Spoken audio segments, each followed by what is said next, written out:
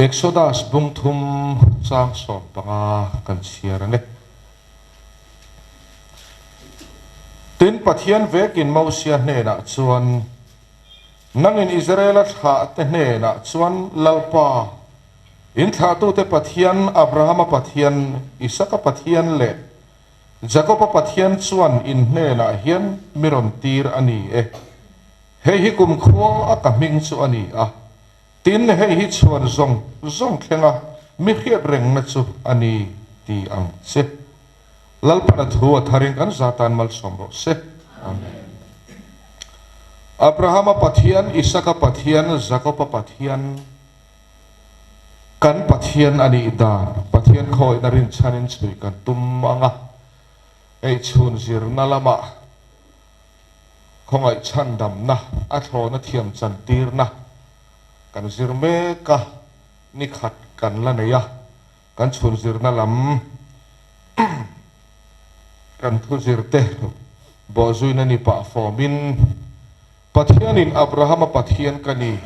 ati hi kan Pathian ani vedan te Isaaka Pathian alo in ti hi kan Pathian ani vedan te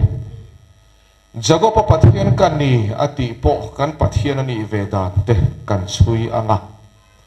zana hian nang le ke minga tel mi alova Abrahama Isaaka Jacoba ma se olal pa kan ti ve maya kan Pathian alo ni dan te chui kan tum do na ni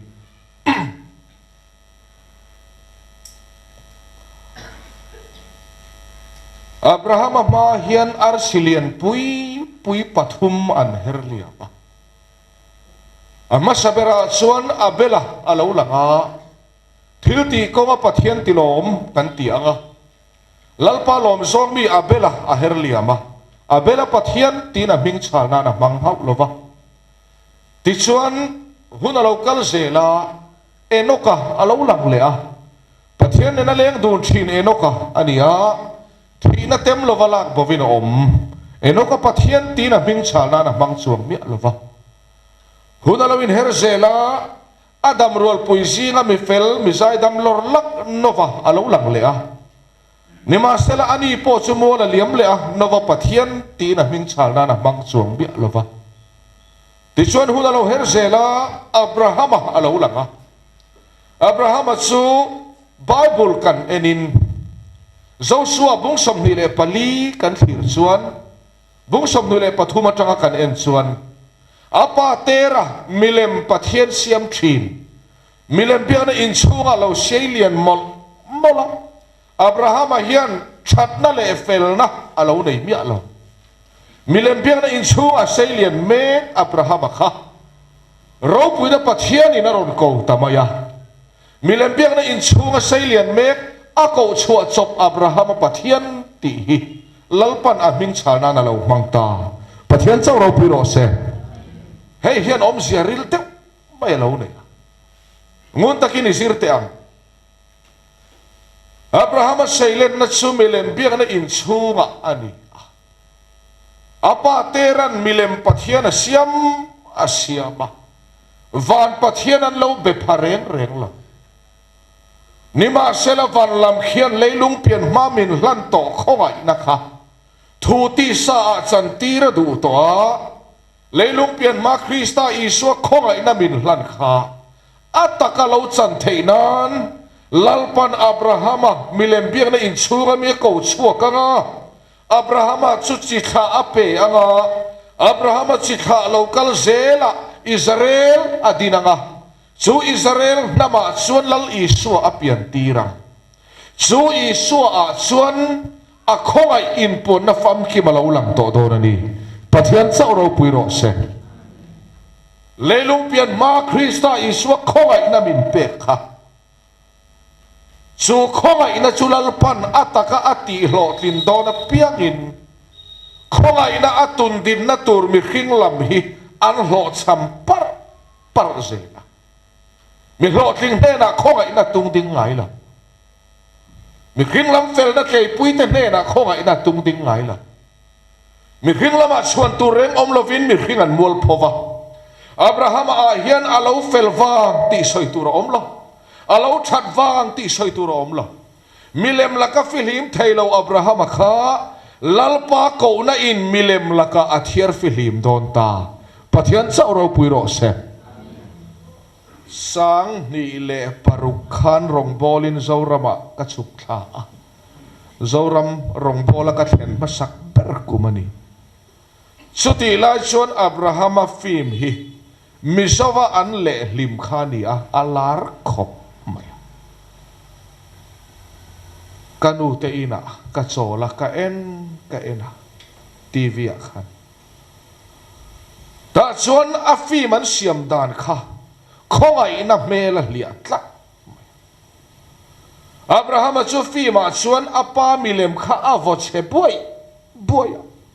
hetiang hi Pathian takan ni lo milem mayan ni tin abeve du lova apa milim siam kha vo chia a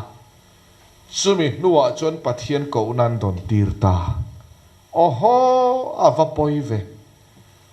Bible in tarla na tum Pathian khongai na mela lia ta thlap mai ka ti a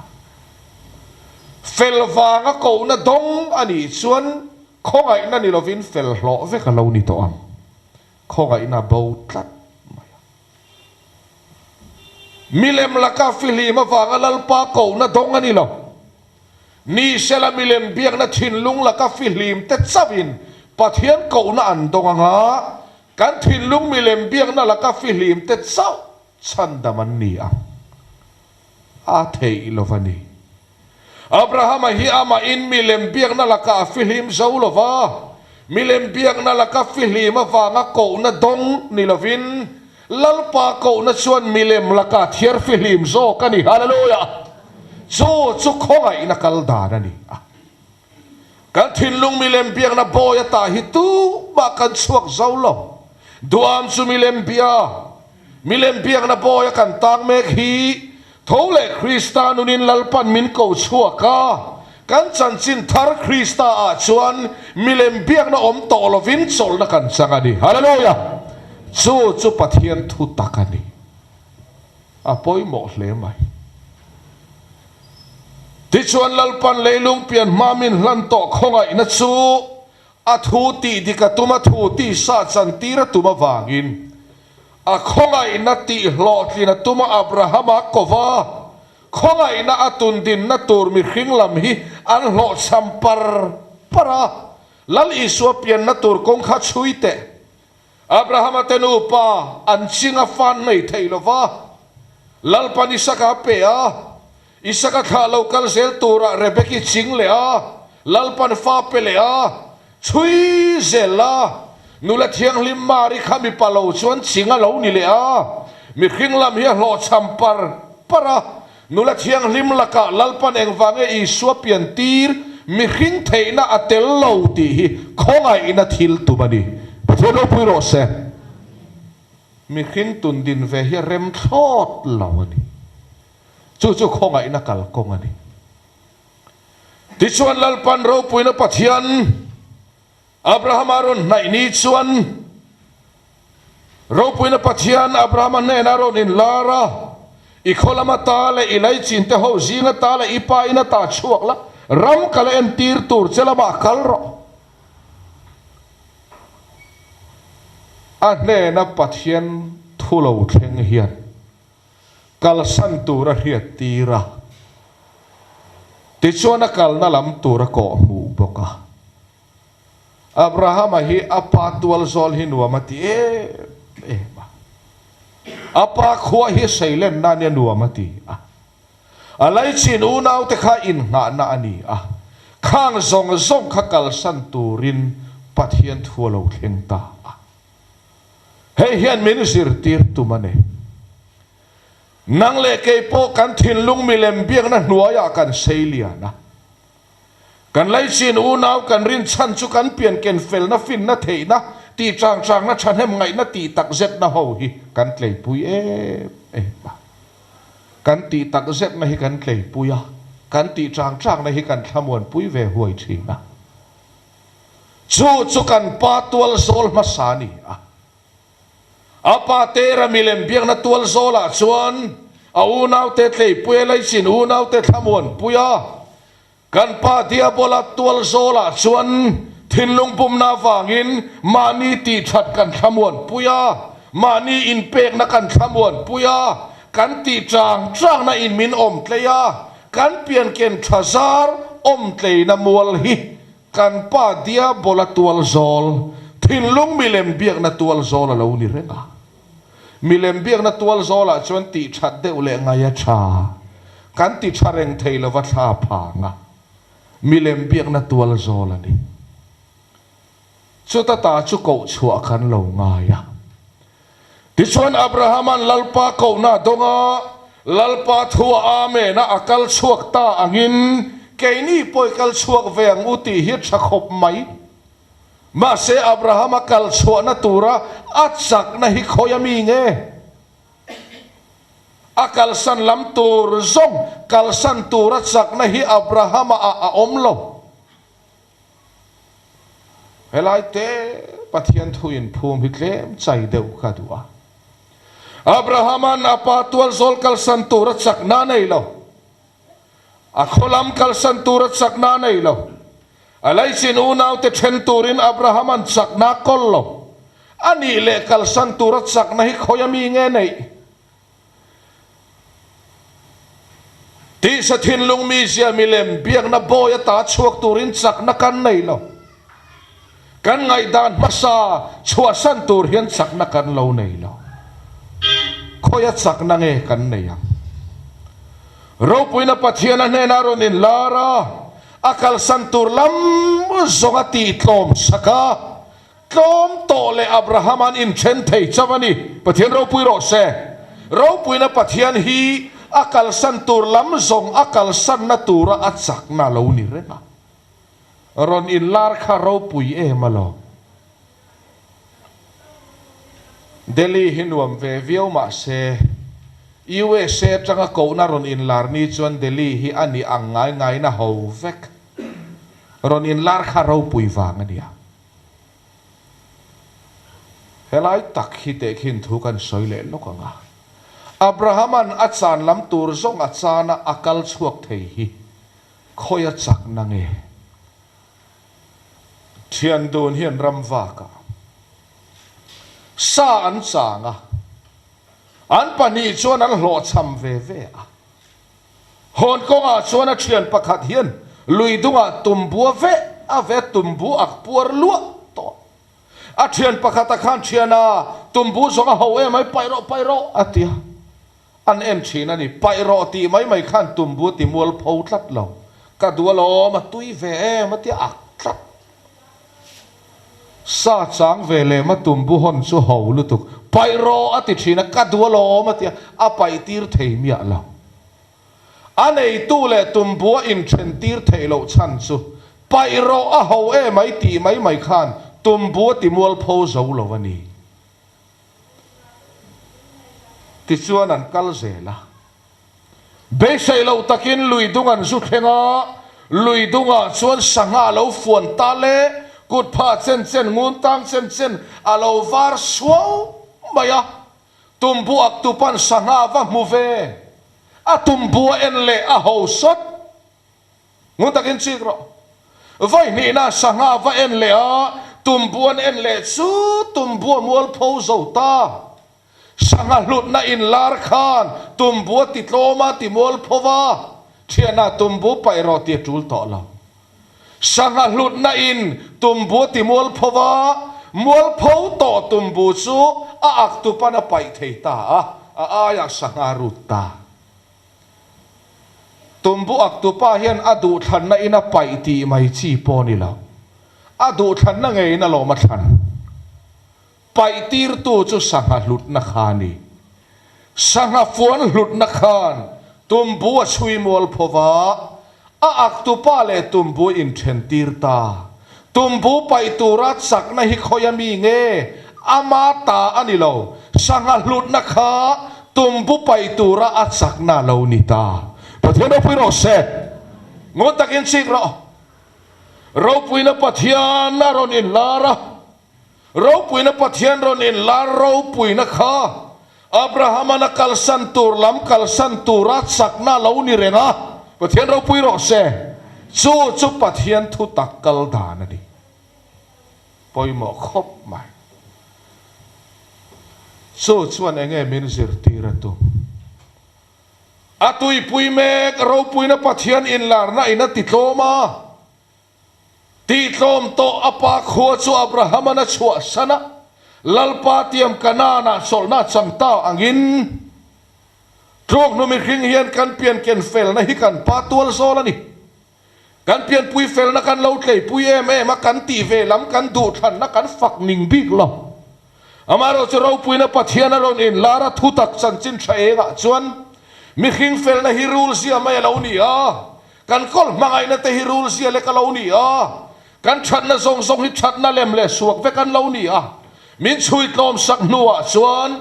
lalpan kan mi sia kan tlei pui na lakata min huai chuaka fel na ta Krista kanan rama chol na bin petani Pathian chau ro pui ro se Krista a kan chol ta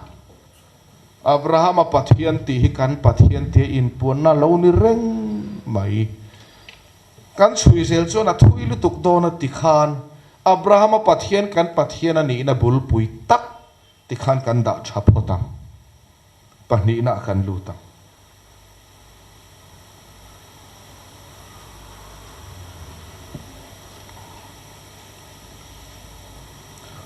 Pathianin akhongai na thuthung atun din na turte an hlo cham zela sharia ching tlata fa renga nei thei ti chuan sharin remaruata lalpa biak thin Abrahama biak velo mel thatak sari khan rowarela boinu hagarimut puila fa chu kan nei ni mai lo Pathian thu tiam chu lo thleng dikani mai lalpan kan tharawa min bia nima sela kan thinlung mi se tui hal he lo thong na salutuka Pathian thu ti dik turin lo tui hal ve chiam mai lalpana thu tiam ti dik le turin lalpa chu athua rin om takina oma nima sela kan thinlung tui hal hian mi khing fel na alo ti dik ve rela ngun takin sikte Pathian thui kan ti dik thei ve do na mo ti deuh tla thi kan tharawa ni lo kan thinlung mi zia che vel ani lalpan fa ka peng che tia lo min pe mayang tia hen Abraham he tha muang abulamu anupui mel thatak sarikha a tha muang ve theila min pe mayang ite he kum nga liam to min la pelau kum nga dang liam to min la pelau ti ngai na om lo boinu hagari mut pui ro chuta chang chuan hagari mal sunga changin fa ka peng che tia Pathian thu tiam chu adikani mai sarirem ruat na chuan lalpa biak velo sarirem ruat na chuan lalpan Isaaka pian nana mana tummia lo boinu hagari kai thova lalpan Isaaka pek nan Abrahama mi pa na mana tum chuang lo lalpa no lam ve kai thovin lalpa thu tiam ti dikan tuma lo chik vang te una thuthung tharin tu no na hian kan pian ken thazar kan fel na ngei hi a thu ti dik turin lalpa na ko ozong lova a thu ti dik zel turin I chunga thole Kristanu na da sak cheni hallelujah aba poimo Isaaka pek na ata na lalpan mana tummia lo hi lalpa biak velo sarin man trangkaya tumta kan thinlung mi je tui hal lu tuk hian kan pian ken fel na in Pathian thu ti dikarel chul mai ni tui hal na je dik lavani kan thang lian turani ti hi kan dolo min khruai na po ngai sang lova mani ti dan na than len lo tum hi than fu thei lo khaile boinu hagari chu Abrahaman amut puya anu pui sarit huwa oi chia khalal pa ngoi maka kan thuak fin na le khiat na kan thinlung mi zia manga ro kan in rel hian Pathian in pun na kan dong to lo sarirem ruat na tidikin Abrahama tui hagari mut puya tui takin Abrahama hiat lu không ai na chanchin chhui nga chuan in khom pe lo that chia chau hit lu a kan puang lova tai matak lu kan mu lalpa nol lam man ruwa a manga nol tu lalpa thu tiam ti dik tum te hi tai matakinan lu kan pian ken felsar hilalpa na nola a aya krista min pe nima sela kan thinlung tui hal chuan mi hring fel na bok hi kai tho le a nol tu thu khiti dik tira tum le thina Abraham atluk nani zanenu naw Abraham hi khoya nge tluk that chek lu in atlulo Pathian thu tiam ti dik tumin lalpa ngak theilovin ama sak na in ama theina mangin atluwa tai matakin Abraham atluta tlu te hi o khong ai na enga chuan chanchin tha hi fet boka tai ma deuh deuh tlu hi khan mu thiu tamai ti chuan boy nu hagari le Abraham ate mudun chu an lo hlo thling ta a hagari lo rai arai ti in helok lo zan kha chu zandar som pahnia thei thur ai chak lutuka khonge ti a an ko ta teng tere khava hol enga tinge ke hi zandar som pahni teng tere hol boya ka boy e ka pu fa ka pai ni chiang mai a in khet hiam ta chu vele jing khwalo vara a pi sari musit ngala lalpa khongai tho sak na ni lo kan pian ken fel na hlo thin na reng chu ka chapo pui lo ti ma la dot a thei lo mi khing fel na hlo thin chuan chapo na tlang sa ga kan dinga kan ti zat ti lo te kan musit thin mi khing in a fel na ra a choi moi ni chuan tor hlel om takalo ni to a lalpan choi moi na chang lo mi khingin ama hlo thlin a choi moi tran ta in musit hi kan phak to kania ti chuan Ismael chu Abraham na tui pui em maya avoralom thina tarlam fanei ti taka in lo mulovanga atui lutok kan chen pana naw lom dana lo ria akan kheril thei khop avorati ti khan adu lutuk ti ngana khelo khan oi boy te tun ma khan khongai lo om hati atui pui tarlam fanei ngutakin chiro Abrahaman apian ken theina in Ismaela akhinga vanlaminan lom pui thei to lo vanlam khichuanan mani thule an mani thilti chawan tlei pui ani hallelujah lalpa Pathian in a thil siam tin reng te chue enangai te cha ati ma a thil siam tin renga khan tu du than na ma tel lo ama du than na chau cha ti Pathian lo ni a thil siam tin renga ena cha ti ma tu ku chuak ma tel lo ama thil ti chau cha ti Pathian lo ni Abraham pian ken fel na hlo thlin na Pathian lom ve ngai lo Pathian ngoi maka lalpa ti ngoi na hi enge ti chuan mani hlo thlin na han tlei pui chia mila Pathian ngoi da Abraham nama hlo thlin na tlei puya Ismaela lim pui ma Abraham te chu lim lema sela lalpa lim velo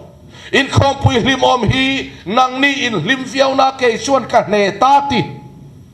mi khingin a hlo thlin na tlei pui na khom pui hi Pathian in rol na chi ni lo ngun takin sirang Bible sir tirna ni chu Ismaela atlei pui chung khan lalpa ngoi maka lalpa hi ati lo to chu ti lo takani kum som pathum chung Abraham bemia lo veng maya ni le Abraham ten tlei ve thowem ti le tlei ve thove an ma ni ti an tlei pui ve maya lo Pathian hian min ron pol to lem lo ma se ke ma ni thil ti hi kan tui pui ve maya ni chu ring tu kal da na lo ni re ti chuan Ismaela kum som pathum lo ni to athang duang si apa benga heng thuak Abrahama lome ma karo lua tutur fapa kanei ta lalpa min tiam ngei chu hei hiani hitina lom puya ma se tiam tu lalpa lo nai ta eng vange lo nai Abrahama na avem ni aw lo eng vange lo nai thu tiam tu lalpa hi a thu tiam marin omani hallelujah anin laurin om lo san ma se tiam tu khirin omani ti chuan eng huna nge lalpa na thu tiam hi ti di katum Abrahama chaktre tro lai ni lovin fakhing tur chuan thi mai ani to mi pa na lo kol to lo Bible je kanen chuan chi tha tur chuan thi mai ani to sarini sela a mei che calendar om to la mei che dana zo to mei chen om khom chuan rei lova an calendar hin soi se lam tia an calendar hen problema tam ve ni chuti huna chuan lalpa hi athutiam tidik turin alo na ya lalpa hi ring tu te ne na eng huna nge in soi moi thin i lo kol sa fel na le than na song song an tlo manga eng ma lo ini I amen thiam ni chuan khongai tu hian nang ma a khongai na tung ding thi na ni hallelujah chu churing tu nun khong ani Abrahama chakte tro lai hian fa zu pe sela katel velo ti hi pathian ina du la ti chuan Abrahama lalpa na zupia lalpa enge ni heta hi ka ome thu saira hun tia malo khen tika inu pui sari chu sarai ni to lovin sarin tianga inu pui nge in fa parkin sakam che nang po Abrahama ni lovin Abrahama ini to ang fa pa ka pedon che ni chi tha tu ro pui takini to ang Abrahaman kum som pathum kuat lei to alo in ngai lain lalpa chuan ka pedon cherun ti chau Abrahama buai ta ring tunun hi pen via ve mo kan lo in ti lain pathian thu tak han chhui tak takila kan lo la pen lo zia fia don chau Abrahama buai ta lalpa fapa te chu he kum som pathum mi meu ka nei to alo lalpa Ismael hi ima ding thei sela o atita a om sia chu I thu thung chu ama hian ti net mai ro karo lua tua tar ka fapa Ismael hi ka duani Abrahaman ama thora ama fel nara an rem ruat nara kha lalpa ahla na voina unau kan pian ken fel na lo tlin na hi tu ma hian mangai lo kanom lo ma se khilam khian lo nol mai po Abraham kha suni lo ve nol sakina om ta pathian pui no se kan pian ken fel na hi tu man kan nol phal lo khilam khian an nol mai po a lalpa I ma om thei sela o ni lo ve Abraham kha chu boy nu hagari la ka piang kha chu ka pom lo ro lu tu tan ka ti lo enu poi saringe hian a hin sakang che tita mia ama zonga lo tui pui lo hlim pui em kha lalpa ron in lar ni nol le tur le ka lo tui pui ani voina pathian in pon le ni nol le tur hi kan tui pui viau lo mo a poi mo le ta son lalpan hun tiam lo thlen tika inu pui raya thu tiam reng chu atiam tu parin om na ina lo hlo tling thi atiam na telam rin om hlo ani ngai lo sakna reng nei to lova mei chet na nu om to lo mi pa na om to lo chi tha tu ra hlo cham to nu panun mang to lo Abraham te nu pa chuan lalpan Isaaka pedona sarilo trai ta top mai aron puara an pa Abraham na muthiam avasul thina o kan ti lam suni lo mange ava fia don em an tiani lo chuwang chuan Isaaka hian Abrahaman in chuan na tur pakhat ma nei lo hallelujah lalpa khian a khongai na tun din don chuan mi hringlamin chuan tur kan nei ngai lo mi hringlam chuan tur nei na hmuna pathian in puang ngai la chu Bible ani ti chuan lalpan Abrahama le sari theina telmi alavin Isaaka peta a tichuan lalpan eng tin nge ti Isaaka a hian ka thuthung chu ka ti hetanga kha Abrahama le sari theina telmi alo lalpa pe ka khan lalpa khen a thuthung ti nge atumta khonga ina chanchin thakal kong reng renga mi khring lamin chuan turan nei ngai lo mi khring laman mual phozar zara mi khring laman hlo chama Pathian thua lo hlo tling thina ni hallelujah chu Bible kalda na ni kan tlan chak deuh don to ang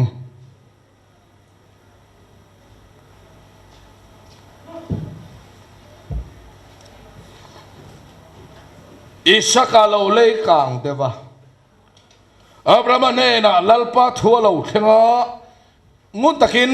ifapa imanga itak Isaaka timai lovin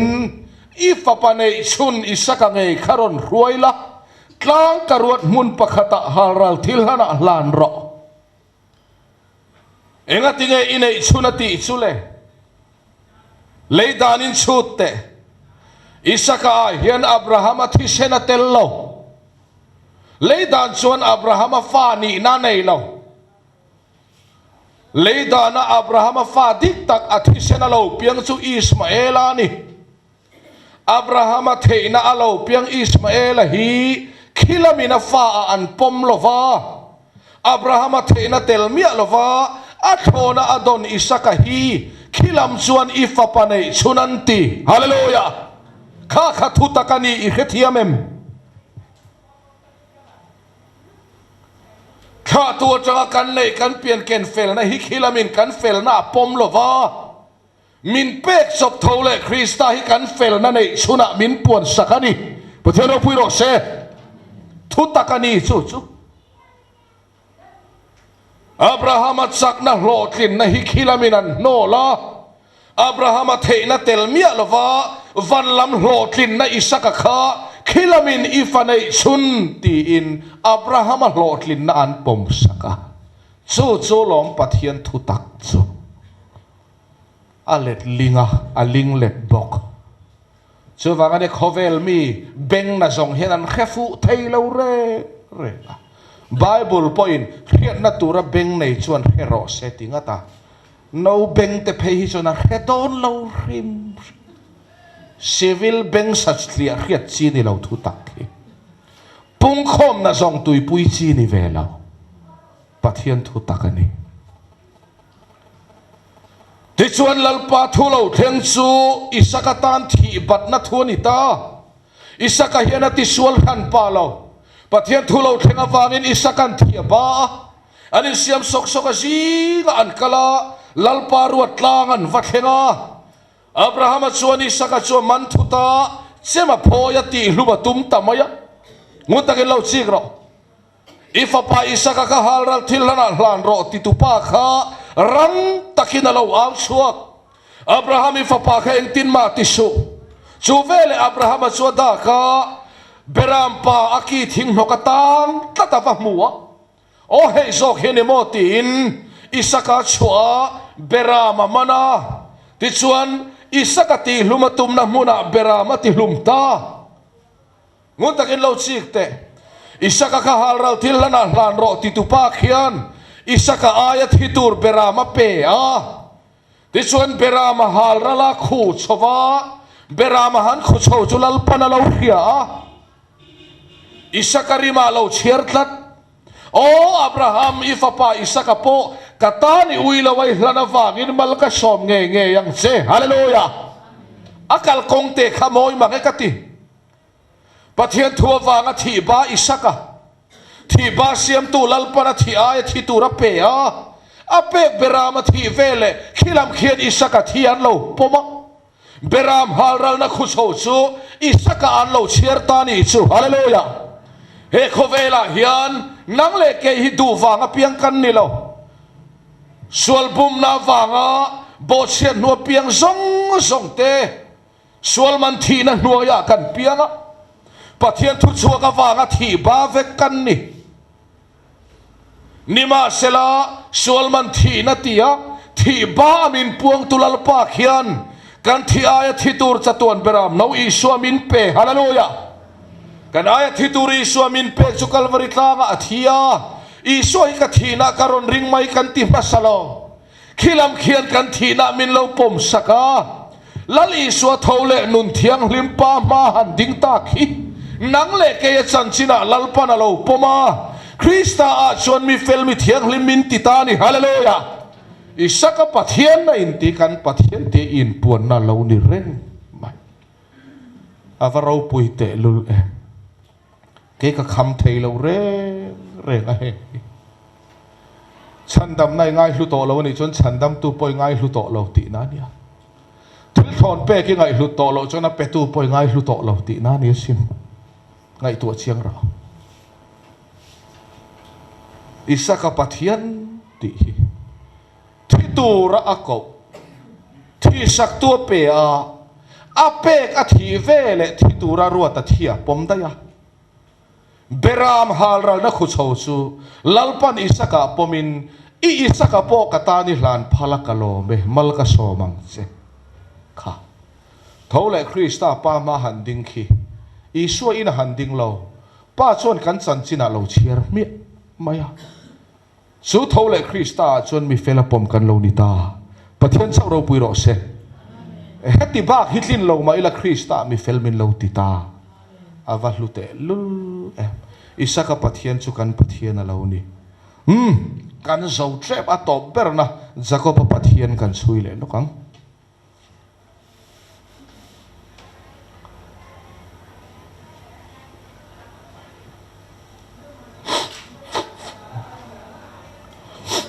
Pathian khong ai na chanchin thakal kong pui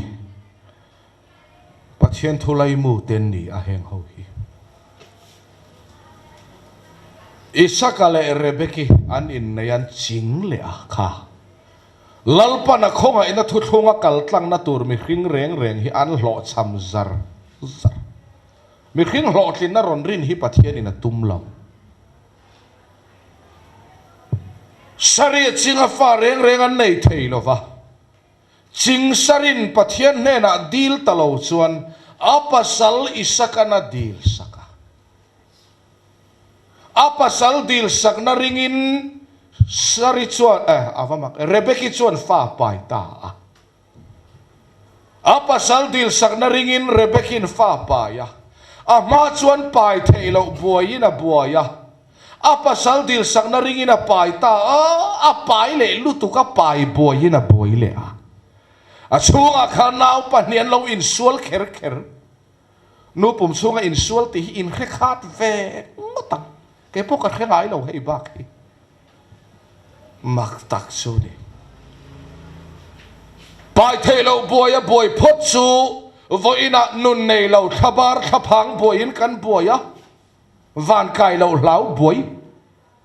nima sela kan pasal Kristan pa kadilanga thamon tu danga pen cheuti chu rin na in kan lo changa chu vele kan chunga yan ti sadana oma tharau da na lo om bel le a kan chunga hian in swala nom ta Rebeki pum chung chun buai lutuka tlom le za po don man to lo a pum chung in sual buai kha pum a hlim tung reng mai an pan khuro kong kalinan mu ang a buai ani ngoi ro lalpa ka ron don heti em ka pum chung buai hini theila Pathian ava a lalpa chuan i pum chunga khan nam ni an om khima eng ni ma in mil lo turi kolani in do tur le in sual turan ni khimeti alo khil fia topa a in sual hilal panati top sak chuang lo chu ngai min sir tiratu ring tu chunga hian ti sadan tharau dan kan kol kopa ti sadan hian tharau dan hi eng nia ma adu pui don lo tharau dan hian ti sai eng nia ma lungrual don lo lungrual to lo tur kan kolani ti hiat fia hi ring tu soldani hallelujah in lungrual tir tum reng so ti chuan lalpan Jacoba chu anu pum chunga a u sualai takina thang tamia maya kan lam thua Pathian thil tu ma fia theinan chan na nei chuang lo Jacoba hilal pana thanga a usual mek chulal pana thang tling mia maya Jacoba tin nan lalpan Jacoba lama en lo a khonga ina en sakani hallelujah unaw nang le kay po hilalpan min khan donin kan lama en tlak pakhat ma omlo mi fel tak re kan omlo pakhat ma kan omlo me charin thiang lim thailo kan ni lalpan min khan donin kay ni lama en tur omlo wa a khonga ro rel na chuan Krista en chung khian min khang ta ni hallelujah khonga ina a than tlin kan ni top Jacoba thanda ni chu leilam in thanda ne na in let ling top leilama chuan mi san thanga mi san than tlin reng reng hi atlin chan chu ama lama a mel that wang pian nal wang zona chan thiam wang a zei wang a wang kha helama veka oma Jacoba tlin na ve thung chu Jacoba lama om mia lao thang tu khonga ina khian tling top mai ni nang le kei po kan tlin na hi kei ma nia a om lo kan hne na mi in kan tling lo khong ai ro rel na chuan Krista in tlinga min pom dayani Pathian chau ro pui ro se Jacoba Pathian ti kan Pathian ti chu a in pon na lo ni chiang khop mai ti khan tlem kan chui chui le anga kan du tok don a i khin tir to mai ang zana rei ma in akhin alo huna ti chuan an ron pianga a uzok esava chu mul thur maya pa khop maya anaw zok Jacoba ve thungaro chu mam muat mai unaw inang lo em men lo selia na esava chu ram chuak mi pasal tha sakhi kap thei tak mai hinia pa takani mul nga te Jacoba ve thung chu mam mul mai ram chuak ngam ve lo ram chuak chu soi su khwa thim to chuan a dhuan koma po in thier ngam to lo khani a Jacoba ve thung chu ram chuak chi ni lo in lama tap chaka bela not le thei lur maya chuata not le thei lur maya a u esava hi sakhi kap thei takania apa Isaaka hi sakhi sangai na deu mai nia angai nat zong takka sak thin tu esava hi apana duat bi ka saute ti reng anaw Jacoba ve thung chu nu na khoi pe boka a ko kar te hi not le the e me chuata not su reng maya anuna duat ve kop te local te ti de ureng o now in ang lo takan ni o now he hian thu thung pa ni en tir fa u hian thu thung lui fanau pang sok Jacoba hinang le ke thu thung THAR4 en tir ani ngun takin lo zirra ti chuan ni khat chu pa ber Isaaka mi talo thim khwa mu thei to lova khaile ka thini tura nai ta eng ni nge tiro ka resi lo esau lo nai te khai ka pa heta hi bula hi ka ome ithal ngule thal bom keng ta la ram va chuak la sakhi mi va ka sak ro khai chu chu ka du zong in tui takini ron siama ka eyanga mal ka som don cheni fa u in enge an don an kin zong tak an pian ken fel na mang tangkaya pa du zong ti turin pa phut na an dong fa u esava chuan pa phut na donga thalngul le thalbo ma kenga ramlama pantawang fak maya thung lui fa u te khalo chik ro ran thisenin in thoi ro u lalpana phuta a phut ang tidika piang lalpan mi fela asiar thi na mala so mani fa u te chuan phut na an dong ti chuan a u chu ramlama kalwang fanga chuti lai chuan esava te pa fa in biak na khiat pui vek tu anu rebeki khan Jacoba va pan Jacoba la chu eng ma hello chauka bel lo la not eng ma lo hello fa u zok chu apan a thei na a phu ta fanau zok chu anu rebeki na pan thu thung THAR4 te hi thole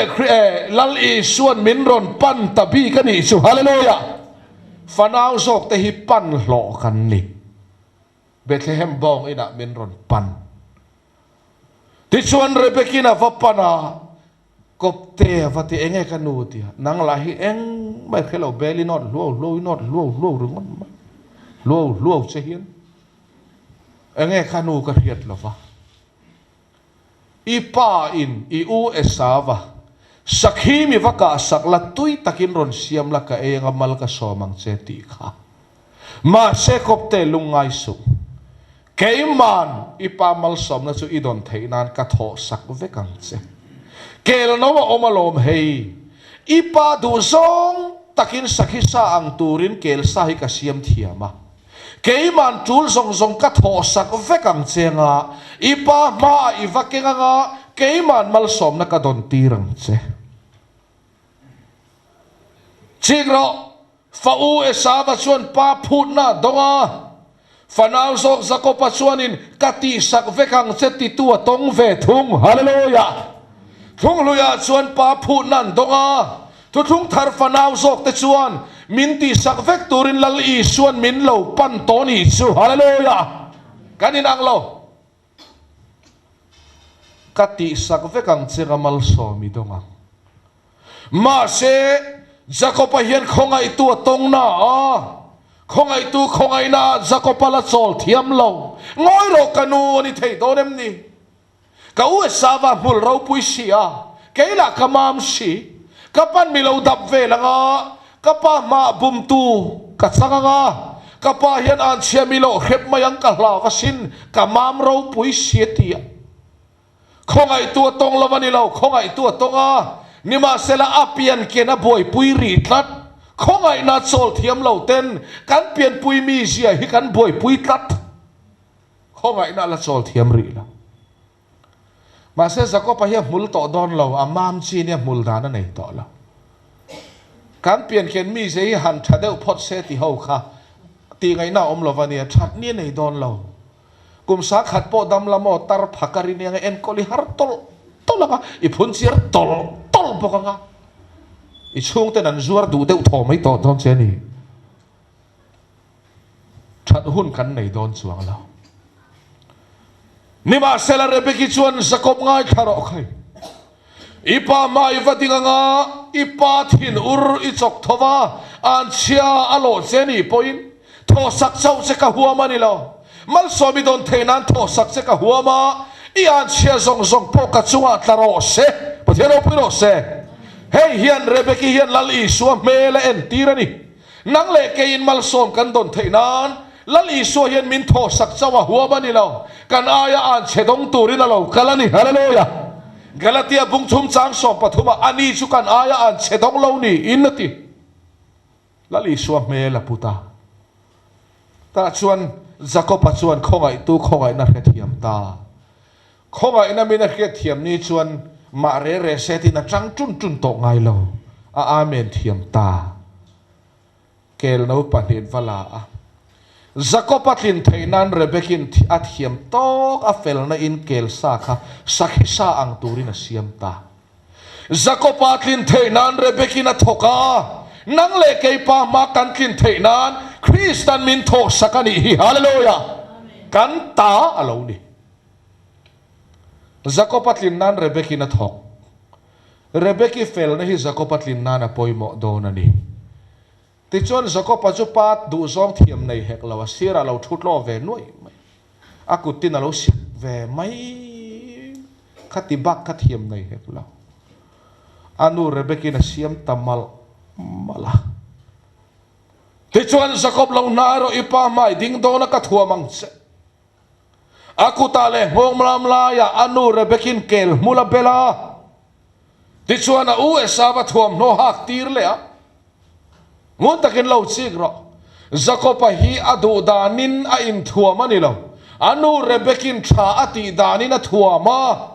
nang le ke po hi kan du danin lalpan min thuam ani lo pa ang chung chua san to te hi thole nun Krista amin thuam hi pa ang chung lu le na na lo tok mai ani hallelujah kan du da na thuam kan ni lo ti chuan anu na thuam zawa e cho tola hian cho tol ka ti ma an ni hun lai chon atak po vanei su dor chua ka om lawang thing sui phek lian puyan nei ring ko tung mai ni ta chuan anu rebekin kelsa sakhisa ang tura siam khanta wa inan da changan da boka khaile ipa ma vading toro le Jacoban pa ma chondan hilo chikte ama fel na in pa ma chondona nilo anu rebeki fel na ringin pa ma chonanga ama thilti in nilo anu rebeki thosak na ringin pa ma ding toang thole Krista apa ma kan din na khi entirani ti chuan Jacoban pa van naita Jacoban pa pan hi chu in thlahung de du khian ka ria a fim hi ka en thina kamitha a mani fel na keng lo na chu chapo thor rem lo vakal dan dana kapa thola ka sakhi sai min ei saklamal min somro le apa Isaaka mi tathim ka fa pa tu zo ngai ni le lo ti da mai ifa pa upazo esa vakani ti tamaya ngotakin lo sikte Jacoba ni reng chungkhan esa vakani ti ta leidan chuan do ta soi nima sela Pathian thutak enga chuan Jacoba hian ring tu chonga chong chua kani Jacoba ni reng ma se anu thuam na wang khan fatir esavani na hialo keng dai to anu thosak na ringin esava kani ati Pathian puiro se zana po hian isik elrel chapo duam fel chuang lo kan kol reng chung hian Krista min fel sak na ringin Pathian ma mi fel kani ti hi kan chong tharani ring tu chong ani Jacoba ni reng chungin anu tho sak na ringin esava kani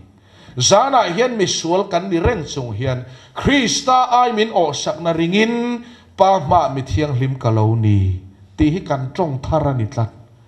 khovel tan chon chong khiat lo ani le mai ni esava kani anti chia chu apa boita ehe esava mo oni tun lok khani thal ngul lei thal bom kengin ramlama sakhimi ka saktorin chuaka tun lokai lo hong le mo iwa lotling ma te thut vele panatita lotling ma thut te hitu tenge tho sak tu nei te hian lotling ma thut ani chu Pathian puiro se ring tu te hi kan lotling ma thut mai ni ram kal ngai lovin Jacoban in chunga sakhia kap anu tho sak na ringin in chunga Jacoba lotlinga mani fel na lotlin tum esava chuan ram lama sakhia la tuna po ram lama sakhi me kan omang ti mol hian kan lau ni ava poi mo te lu khongai na chanchin tha thu taka chuan Krista a mi fel mi thiang lim thiam changa min pom thu kan han ngai thla a dam lo po in nat na khuma tangin lo hlotling ve thut o Krista ka fel na kan ti chang anga kan fel ma na ti te chuan hlotling thei lo wa Krista a mi felamin puan thu kan ngai tha Krista a chon kan lo hlotling ta ni hallelujah ring tu hi kan hlotling thut mai ti chuan apa hirin ai lo strict ani chuan lo nai te ka lo dap vel teng cheti tamai ngai tu aro pa dap fu atana poi tur laya tam lutuk anu ina bel mul chop khachu akut le ngong mam lai chau khani adula khoi vai chuan azo der pa khoi fu atana thalo hi kan langa amange kati zana po hian ti chuan Jacoba chu apana lo exam don ta apa avanaya ma se mo em mai chu apa Isaaka hian anu rebekina kel mulabel nalai taka khana lo von saklat maya o ka fapa ikutso esaba kutani hian mulalom Pathian puiro se Jacoba a an endik lova Jacoba hi anu rebeki fel na a an endik lova nang leke hi kan original hi endik tla kanom big lo Krista a khian min lo endik ani chu hallelujah chu ti lo chuan ron keute avala ho ve ti tur hi khan thlengin kan kol don oi tiang hian moi lo om ti tur hi kan ni a pa dap fu atana poi tur hi kan la kol chiu maya ma selal pa khian keima ni hi keima ni original a min endik phallo Krista a min endik daya Krista felna a ti chuana kuta vuana palunga oya ikut chu esava kutani hi mul ngei mai le rebeki tho sakna chuan pa atilung oya ni chu Jacoban pa tilom phalo ma sela khongai tu rebeki felna in pa atilung oi sak zanina hian pa lunga oi to thiam chan lo ka lau lo kan ti keima ni ti lung oi ani lo Krista min ti lung oi sak kan che na ni hi hallelujah tu chu ni khongai na chu ti chuan apa hiang oi vung vunga mit thalo hian benga fing du lutuk khai enge kapa i o chu Jacoba ola ni chu le ti ta a boy ta khop mai le a o theng chuan anu hen alo thak theng saksi lo voina hian la thak theng ri lo lam chu kan kol tham hi mo ta hian ti sa zia kan la kol thapa Krista ka felna tia van kai zong tur chon thamuang hle to ma ila Jacoba o kan la nei tham veka voi khat men ron chuk se engai ni bik ti mai tur hi kan la kol thlom lutuk i o chu Jacoba o ni Jacoba tan in soi fel ngai na omlo Jacoba original hi chu boy na fekani a nima sela ankara rebeki in rol na kharem na siam tu ni thung pathen opui ro se kani tinuna po kan original mi khing hi chu boy na siam tu ani a nang ma Krista zo kharem na siam tu ani hallelujah kan san sinani apa chuan Jacoba o lam khangai sak zui lo ani chuan mama meron pomla meron fop ro le apa hian Jacoba o lam nga isak zui lo wa meron pomla meron fop ro paber Isaaka himita thim kan ti hi Pathian mita delem ni kan ti mai the Pathian hian miti del nalamalo na yesin nang le ke himi fel mithiang lim thiam changamin pom theinan kan original lama hian kan mita ti thima Krista lam khimin en sakta zo kani chu hallelujah khongai na wangin kan lama mita ti thima khongai na chuan Krista enin mi felmin ti chu Pathian khongai na kal dan ani meron pomte anin pom turte ka ngai tua Jacoba dul khamam hliau luau sia ma se esava kora harama hanin pom silale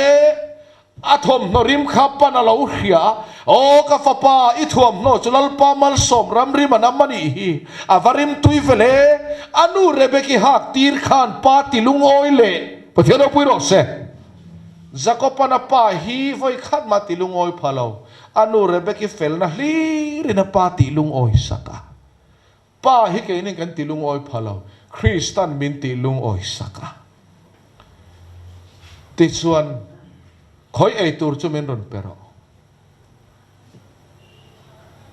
a ei mola eheu ngati nge kel sairon ke na ti der lo sakhi sa ein ei mi ei so wa in pola ina Jacoba chu mala som ta mia maya lom lutuk Jacoba chu kal chuak zai chuak vai rata Pathian khongai na thona ni khongai na labak sak chua tura nei lo chuti la chon ram lama tangin fa u lo hong fe Jacoba chu khongai tu tho sak na ina lo tlinga mani lamin chuang tur om lo lo tlinga ni esava ve thum chu ama felna sakhika aron pu honga mani felna lo tlin pui esava ni khovela hian lo tling chi hi kan leng mani felna lo tlin pui meng ring tu in ti kan omanga khongai na lo tlin pui ring tu kan om bok Pathian opui ro se kan leng za ani ta chuan esava lo thlenga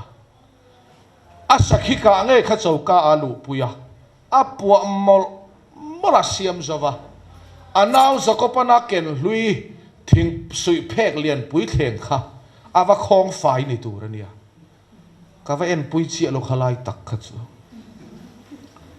chu bok chuan ama siam ngei sakhi sa ngei kha abun no ka pa panta e savana pa pan hi chu kalo en a huai deuh thang thang hian kan ria a mani hlotlin na ken tlatalom ti chuan apa chu va au kapa thoro sakhi sa elamal min sawro le anti chia chu bible kha chingan ro ka fa pa tu zo ngei ni ti po dong ve to lo tu nge ini ti hi dong ta dot e fa pa upa zo nge sava kani anti chia chu apa lama boy o animo ima lo ka lo luta sakhi ka pa ka o pa tong kha lo chen chia ima lo ka lo luta sakhi ka pa a sakhi sa ka e zo sakamal ka somta ka khatu nge ni le Jacoba chanchin soita themi ni kirang ima lo ka lo luta ti Jacoba khani anu rebekin kel sasiam sak mai kha kenga nima sela palam chuan ima lo ka lo luta sakhi ka pa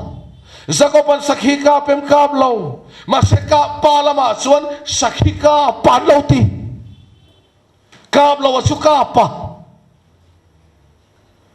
felmia alova khami felamin tiani chu hallelujah rebeki fel nakal tangin sakhi kap lo Jacoba kha palam chuan ka panti kap lova kha ka pa apa boy kap ve chu khonga ina chanchin ani chu kap lova kha ka panti nang le ke poi thiang hlim na reng nei lo hi mi thiang hlim min ti sakhi ka pa a sakhi sa ka e zo sakamal ka soma kha taka chuan Jacoban sakhi kengem kenglo kel sa mai kenga nima sela kel sa khan rebeki felna kaltlang sia rebeki felna kaltlang chuan pa nena pa du zong sakhi na thengta ani na taka chuan kel sulfa mai kan ni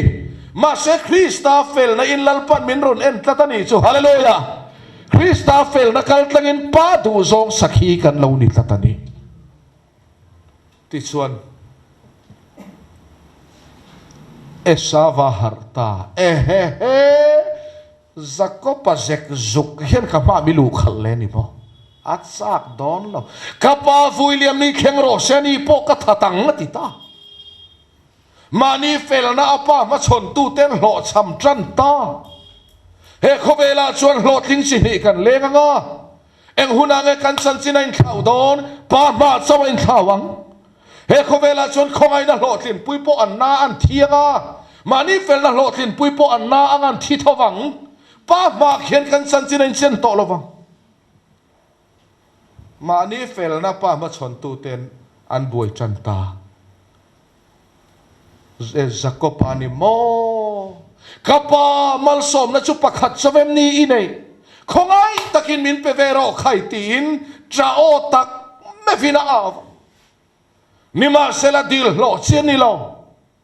rinna chan chini Jacoban rinna na lo chang to voina pa ma mi fel mi tiang lim thiam chang ni na hi dil lo chini lo va bei va ka chan chini lo isu rinna chan ani hallelujah rinna chan ani tla ta chuan apa thulo chuak chuan iu nau te zinga iu nau te chia lo itanga nga van dai film thareng reng mulowanga le thalata I cheng to don ani mal som trong kam om tamia lova e sawa trap ta zoi maya ama ka nge asakhi sa chu atra mi tuilon nan chang zauta pa ma kan tra pui tur sakhi me kan omang ti ne kan hlau ni poimo mange Jacoba chu anu rebeki tho sak na ringin pa ma a thiam chang ta a pa mal som na dong angin